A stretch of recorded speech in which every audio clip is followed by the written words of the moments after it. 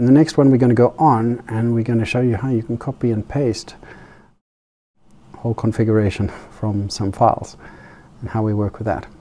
Okay, so let's look at the folders here. Reveal in File Explorer, and we have our project and our two configurations. Let's just make sure we've closed MCC so we don't upset MCC. We'll close soon. Okay. So copy and paste the configuration. And what if we wanted to use this for the DV runtime? Will this work? Let's look inside here.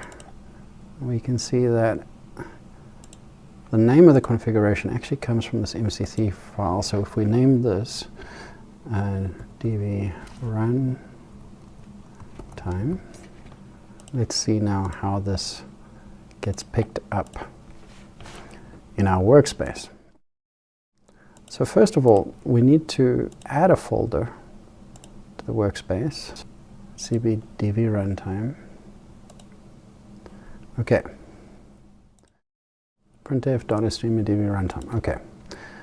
Now here we look into the file. You can see it's associated to this callbacks.streamer project configuration.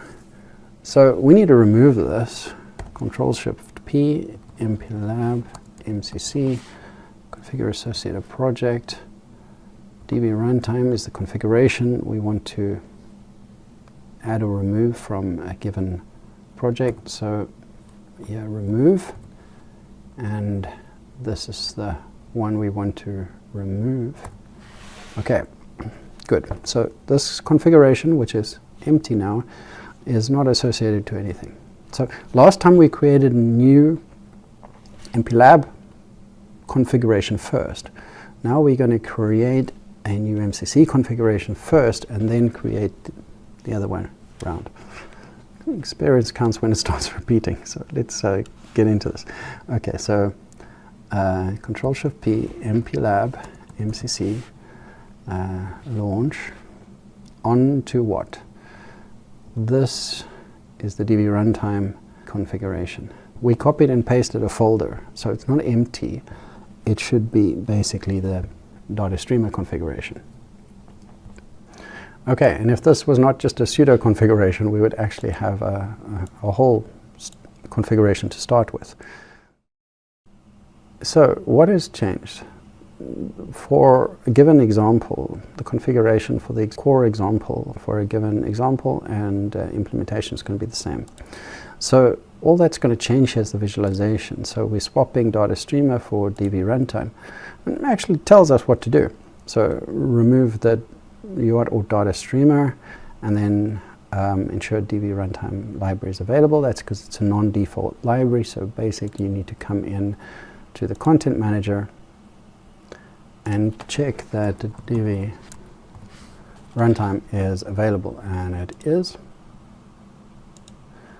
And so just adding that DV runtime,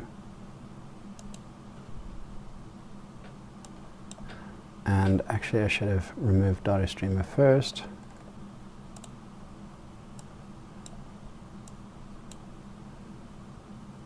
Okay, but it looks like it's handling it. Okay, timer and a UART.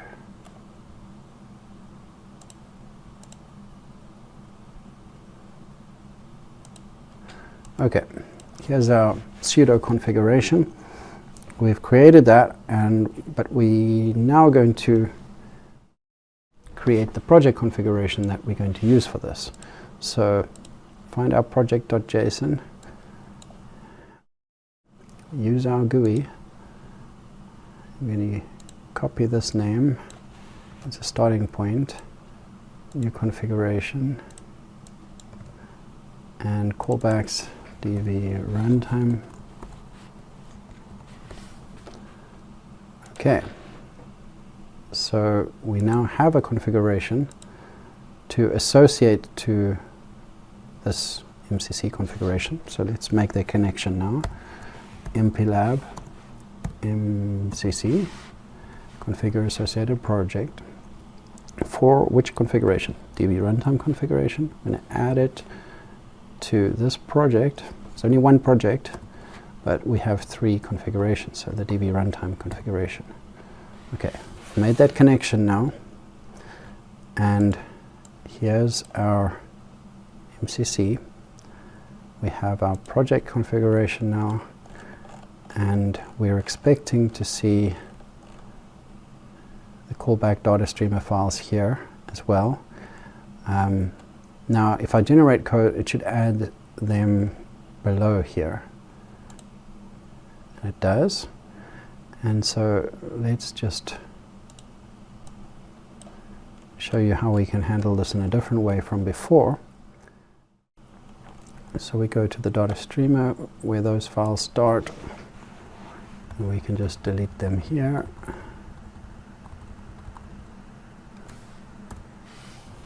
Okay, all the files are DB runtime files.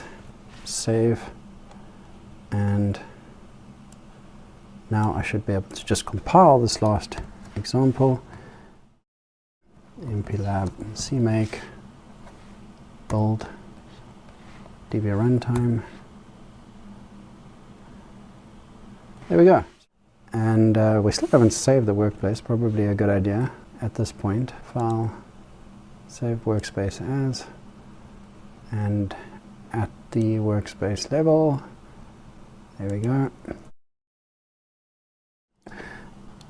Just to recap, what we have now is we have a project and 3 separate configurations, and yeah, we created all of this in the last 2 videos, and these are completely new workflows supported in MPLAB extensions for VS Code and with MCC in this context.